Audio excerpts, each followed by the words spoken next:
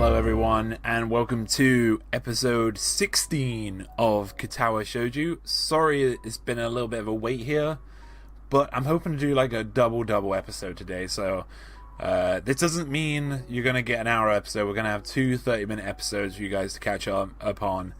So last time we left off, it looked like Hanako was in a bad place.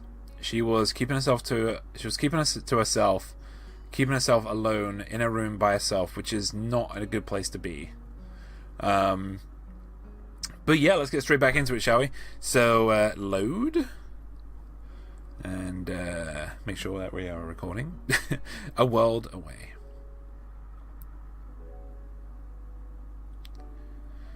I sit reading in the library after school, turning page after page. This music, though. What's going on with this music? Barely registering the words written on each out of sheer boredom. Oh, you gotta remember, James, that you have to click. With my cheek resting in my hand, I can't help noticing the slightly rough feeling against my palm. It won't be long before I need to get a razor. Giving up on reading, I simply let my head drop onto the book in front of me. Things are quieted down considerably since Hanako began attending school again. When she first returned to class, nothing was said nor done that wasn't part of the usual routine, and it's been the same way since. Neither of us desired to bring up her accident, so there simply wasn't any point in pursuing it. Thus a few days went by, the daily grind continuing as it had before. It's only natural that my mind would want to wander to other places and, more importantly, other people. The lily-shaped hole in the daily life of Hanako and me has been pretty noticeable for a while now. I'd be pleased to say that this has allowed me time to refine just what my thoughts on her exactly are, but alas, I've had no such luck. It doesn't help that many attempts to do so have led to the troublesome topic of Awanako. Every time my thoughts drift into that direction, I reflexively try to think about something else. Stop it! Stop thinking about Awanako! She said that awful thing. Why did this have to happen now? I turn and look up to the source of the tentative voice coming from behind me. Oh, sorry, I didn't mean to disturb anyone. That's not it. I glanced around the orange-tinted room, quickly realizing how silly my apology must have sounded. In the time I spent thinking and lazing about in here, everyone's well and truly left. Library closing? If you don't want to go, I could keep it open for a little bit longer. There's no trouble at all. Don't worry, I should get going anyway, thanks. I don't know why she's got this voice. As I get up and begin to move off, I feel Yuko's eyes drilling into my back. Is there something wrong? You look depressed. Are you okay? Yuko nervously twists her fingers as she says this, unsure whether she's overstepping her boundaries or not. I really can't tell if she's more worried about my mood or about bothering me. Normally, I'd just shrug it off and assure her that I'm fine, but my reflective mood gets the better of me. Despite being staff, she really doesn't feel as much like an authority figure as the others. It's just, I guess the best term for it would be relationship problems? Oh, I'm not good with that kind of thing. My only relationship ended a bit abruptly. But if you want to talk about it, I could listen, I think. Now I feel kind of bad for bringing it up. She's not that old, though, so at least she has a good chance of finding another partner. She looks like she's your age, my dude. Isn't like we're in a bad situation right now. We have spent many days together as friends, sometimes going out to do stuff, that kind of thing. But I'm starting to want to do more for her, learn more about her and be with her more. I'm not sure whether it's actually love or not, though, and our friendship as it stands is enjoyable. You shouldn't let that stop you. Sorry. How to say this, I think that's nice that you have a good friendship, but school is going to eventually end.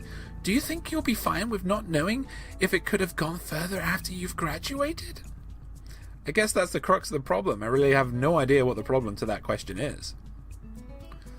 Answer to that question is, well, I can't really help there. What your true feelings are is something you have to decide for yourself. But I think that if you do love her, you should definitely say something. Whoa! She brought the four-letter word on the table. After thinking about it really hard, I decided that even though my relationship didn't work out, it's still better that way than never knowing if it might have or not. Man, this voice. Why did I decide to do this? I never expected Yuko to sound so wise. It only makes sense that, with more life experience than I, she'd have a better idea that, so we do love Lily! While I suppose not very much was actually answered, talking to her has helped get it off my chest, and I have no doubt that I should confess if I really do like Lily. I give a slightly frustrated sigh. If only reading so much actually helped when it came to situations like this. She gives a girlish giggle, which only reinforces my view of her as being different from the usual staff here. In the end, it all comes down to what will happen after school finishes once again.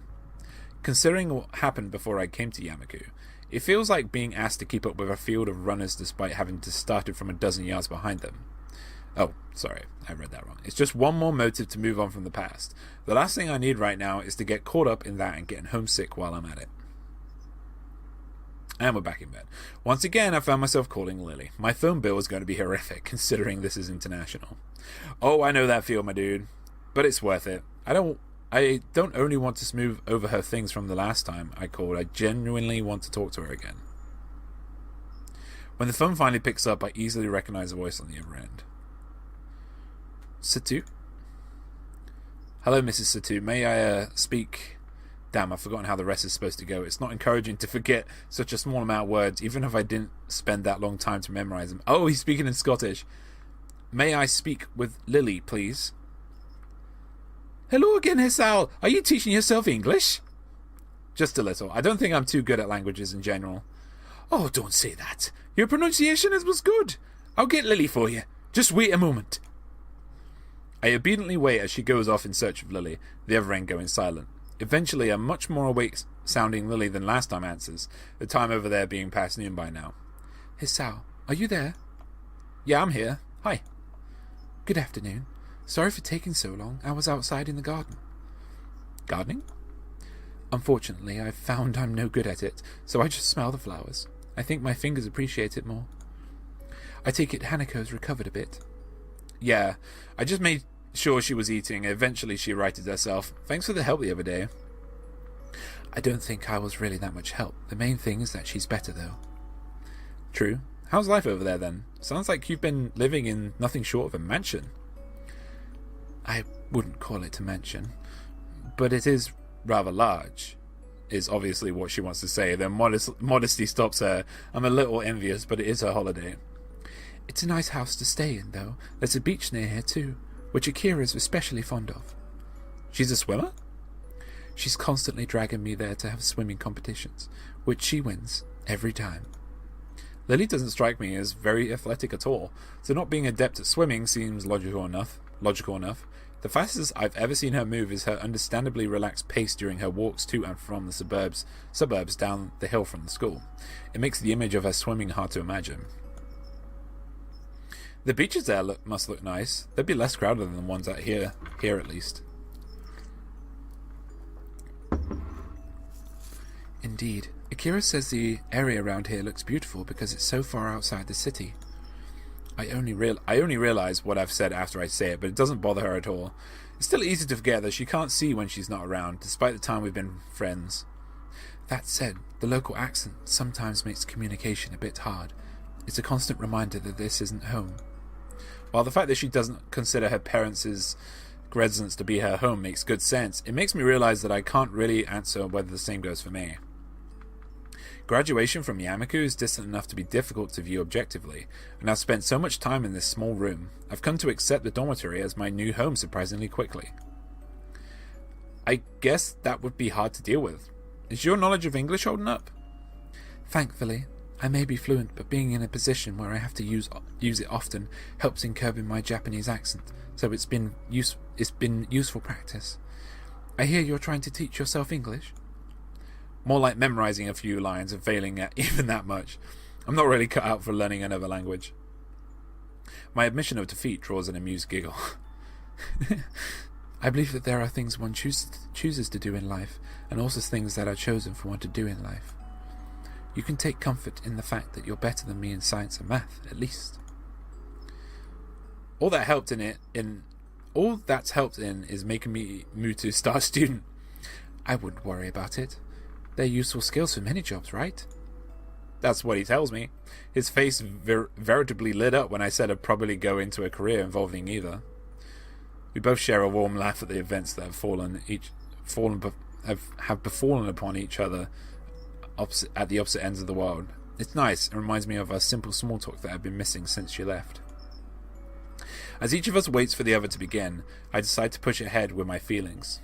I can feel my throat tightening slightly. I miss you. The silence of the other end of the phone tells me she's given the words their due weight, but as it goes on I can't help feeling more and more apprehensive. Thankfully, the silence ends almost as quickly as it had begun. I miss you too, Hisao. Goodbye. Goodbye, Lily. Once again, the phone is hung up, simply and without any further ado. God damn, she's so... I don't know. That light, tentative, almost shy voice, her warm and soft tone. I'd simply be lying to myself if I were to say that I don't recognize this feeling for what it is. With thoughts of Lily dancing on my mind, I start anticipating her return. Today has been a most excellent day. Oh my god! Happiness and rainbows and unicorns. This is not good. This is not good. I mean, it is good, but it's also not good in a way. Oh my goodness. Whew. I sit listening to another of Mutu's long-winded lectures, my mind wandering far from the scribbles on the dirty blackboard. Since I called Lily, my mind's been drawn to two directions. Is this loud? No. Both roughly lead to the same conclusion. I started to feel oddly detached from my past life. It's only been a month and a half since I arrived here, yet this school's become a second home.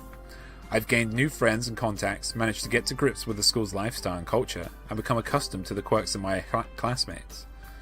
To become used to a school where disabilities are the norm, rather than the rare exception, still catches me off guard sometimes when I think on it. The same school that's populated by burn victims, amputees, the blind, the deaf, and all manner of disabilities in between. If someone had described this school to me before I'd come, I'd have shrugged it off as an overactive imagination. Even when I first arrived, I felt like the Dutch, coming to this strange new land for the first time. It's amazing how quickly one becomes used to the environment they're forced to live in, really. And now I've even found someone that's got me entirely smitten. What a strange life. Before my mind can wander any further, though, I find a page of lined paper slipped under my distracted face. The garish, bright pink ink has no doubt been penned by Misha. Don't look so bored, Hee-chan. School's nearly over. 3 days holiday. Oh, right, we get Saturday and Monday off. Can't complain about having less school, I suppose. I uncut my pen and scribble on the page before covertly passing it back to her. Flicking my eyes to the front of the class every now and then, Mutu continues scrawling away arcane equations and formulas on the board. That was really sweet of Misha, actually. I'm guessing you have something planned? Misha takes the paper back and hunches over it comically, even for her, with her tongue poking through the side of her mouth. Did she misinterpret my expression as depressed? As if she's trying to cheer me up?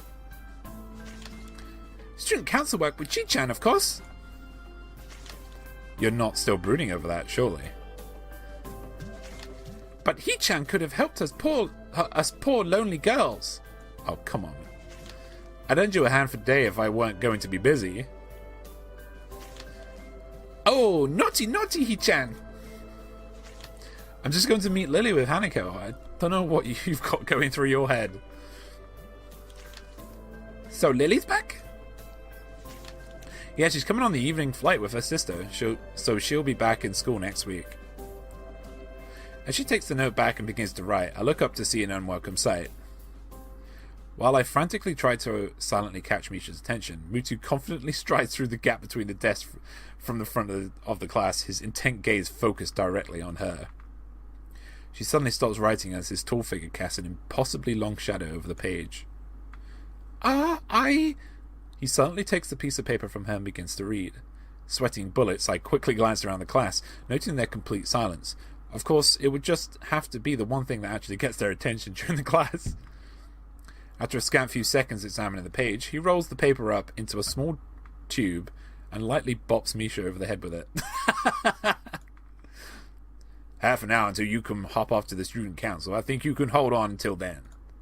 Misha's face cracks out as the entire class erupts into laughter. He might well be awkward, but he knows how to handle her excellently.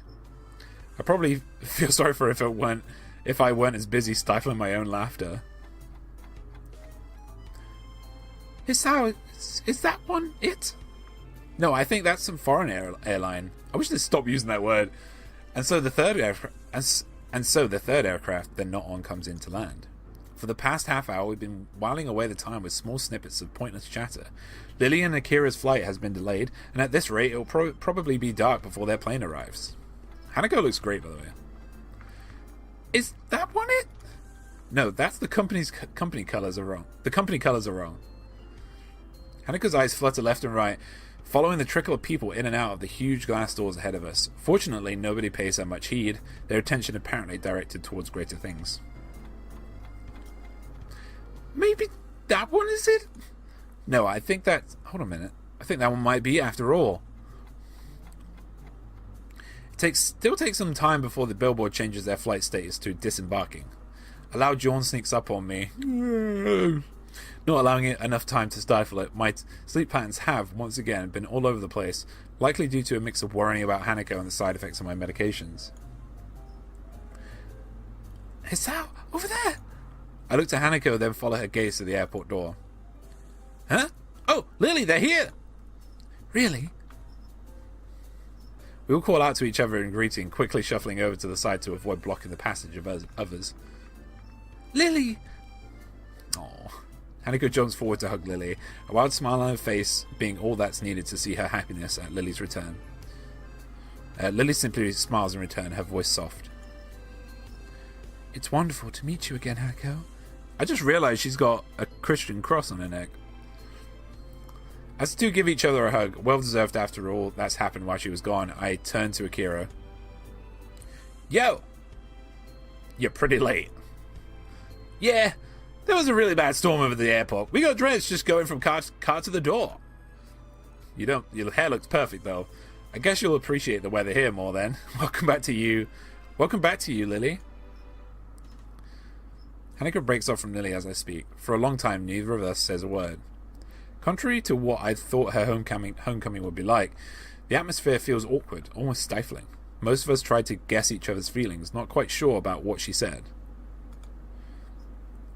What? Damn, this is exactly what I feared when I thought of trying to move things forward between us. Lily runs her hand through her fair hair and awkwardly twirls one of her bangs in her fingers, clearly trying to think of how to best react. Eventually, thankfully, Lily gives a small sigh and breaks the silence. Thank you, Hisao. It's nice to be back. Are you okay? You look tired. Evidently not recollecting herself all that well, she quickly waves her hand in front of her face to stave off any concern Hanako may have over her. I'm okay, really. It's just a bit of jet lag.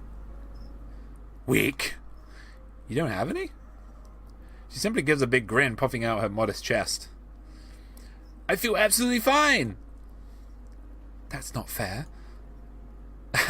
Well, you shouldn't have taken too long to get rid of it. That's right, Hisao. Yeah? Don't we have a holiday from school soon? I'd have forgotten if Misha hadn't reminded me this morning. We've got a 3-day weekend starting from tomorrow. 3-day weekend! Weekend break! Akira playfully bumps her elbow lightly into Lily's side, grinning. God damn it, Akira. Told you wouldn't miss it! You have something planned? If neither of you nor Hanako are busy... I've got no plans, so something to do would be appreciated. Hanako? No, nothing. That's good. I was thinking we could go to a family summer house for a bit of quiet over the break. We've rarely used it recently, though, so we'd have to dust things off a little while we're there. Oh, where is it? Up north, in Hokkaido. The place is practically deserted, so it should be a nice quiet break for you guys. You're not coming? Nah, got a little holiday of my own set up with my boyfriend. I lower my eyes at her, suspicious of her intentions. It sounds like we're just cleaning up the summer house for you. That's perhaps a valid conclusion. Both of us zero in on Akira, her face somewhat evasive. Looks like we were right. That's just a convenient bonus. Really. Me and the guy left it in a pretty good condition last we were there, I promise. Now then, I'm out of here. Already, Akira? She quickly turns and walks away, her hand held high. See you in a few days, guys! Lena and I can only sigh at her hasty retreat. It does sound like it would be a nice place to go. Nice place to go. Lily gives an enthusiastic nod, taking her carry bag in one hand and placing her other on Hanako's shoulder for guidance as we begin to make our way to the taxi area. After the fracas of the past few days, spending a weekend in the country alone with her and Hanako sounds like a dream. The more I think about it, the more sure I am. This will be the right time and place to confess my feelings to her. Oh God. Oh God. Oh God. Oh God. Oh God. Oh God. Oh God. Oh God. Oh God. Oh God. It's going terribly. Oh. It's just water, I promise. Oh my goodness. The morning chill wraps itself around my shivering body. I huff into my cupped hands as desperately try and stave off the cold as we mill about on the station platform. Lily's clothing looks rather ill-suited for the temperature around us. I can only hope it's indicative of what she expects the weather to be like at our destination. Damn it, Lily. Why do we have to get here so early? Unfortunately, the train schedule is against us. The next train to Hokkaido is at 2 in the afternoon. Great. Just great. I pause a moment to wipe some sleep from my eyes, and Lily promptly takes advantage of the opening. Cheer up, Hisao. Once we get there, it'll be warmer.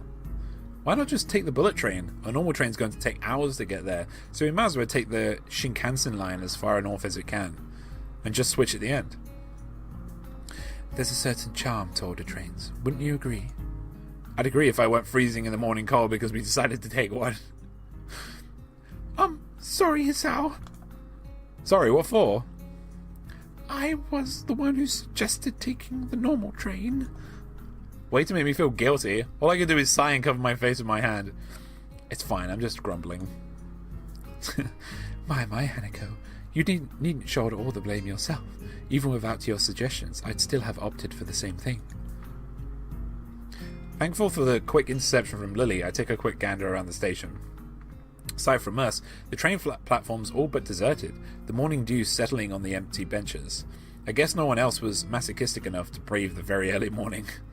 Though if someone was, they'd more than noticed the huge bags both Lily and Hanako brought with them. Just what did you have to pack into those things anyway? The bags? She pauses a moment, tilts her head in thought. A change of clothing, raincoat, underwear, sleepwear, number of books. I think that's most of it. You make it sound as if I'm unprepared. You brought less. Underwear and a pack of cards, that's it. And my pills, but never mind that. No pyjamas? Damn, I knew I forgot something. As I ruffle my hair in frustration, Lily sighs. There should be clothes you could use there. Akira's still occasionally goes there, after all, and I think some of our parents' clothing is still in storage. I don't think there'll be any problem with you borrowing a set of pyjamas, if need be. Thanks. Still, I don't mind just sleeping in my normal clothing. For 2 days? Good point. Not really, though. Not really. Though 2 days would be borderline, it's more that looking even a little like a slob would be unacceptable while in the presence of 2 girls. Especially Lily. As we leisurely talk on the station platform, an announcement sounds from the loudspeakers loudly heralding our ride's arrival. Looking past Lily and Hanako, though, the train's still well out of sight. A quick check of my watch is enough to see that it's the one we'll be taking. The 5:30 train was ours, right? Correct. Either of you want me to take your bags? Mine's not exactly heavy. My, that's very gentlemanly of you, Hisao. Don't accept too reluctantly now. As I bend down to pick up Lily's large bag, I look up to see Hanako picking up hers. You fine with that? A silent nod's the only answer. I'm starting to get the feeling that by the trip's end, I'll be able to count every sentence she said on one hand. It's a bit weird, isn't it? Oh my god, this is adorable. Screenshot. Screenshot. Hang on. We're screenshotting. Perfect. With the morning landscape passing by the window and the occasional rattle of the train bumping the carriage around, I tried to focus my attention on the aging platform cards held in my hands. Is this loud? No, you can hear me, okay. I'll raise you 5. She scrunches her face up and leans over to Lily conspiratorially, the two exchanging a few whispered words. Considering how often this has happened so far, I'm coming to doubt Hanako's grasp of how to play poker. It doesn't seem to disturb Lily's reading, though, her hands flitting over each page with only occasional corrections to account for the train's bumping and rocking. Those cards look like my cards. My deck of many things. My collection of chess pieces that we're using as chips is steadily growing anyway, so it doesn't really bother me. Looking around us, our carriage is almost as empty as the station platform we'd waited for the train itself on. Only a handful of people can be seen, looking mostly like tourists and couples on holiday. While the two continue their less than clandestine strategizing, a small boy looks over the seat and stares at me. Hoping he doesn't begin to stare at Hanako, I simply give him a wave and a smile. Thankfully, he retreats back to his seat after finding me far too boring to waste his attention on. I'll see you and raise you another 5. Damn, you got me. I fold. I've been bluffing and she's caught me. Hanging my head, I push over a large portion of my winnings.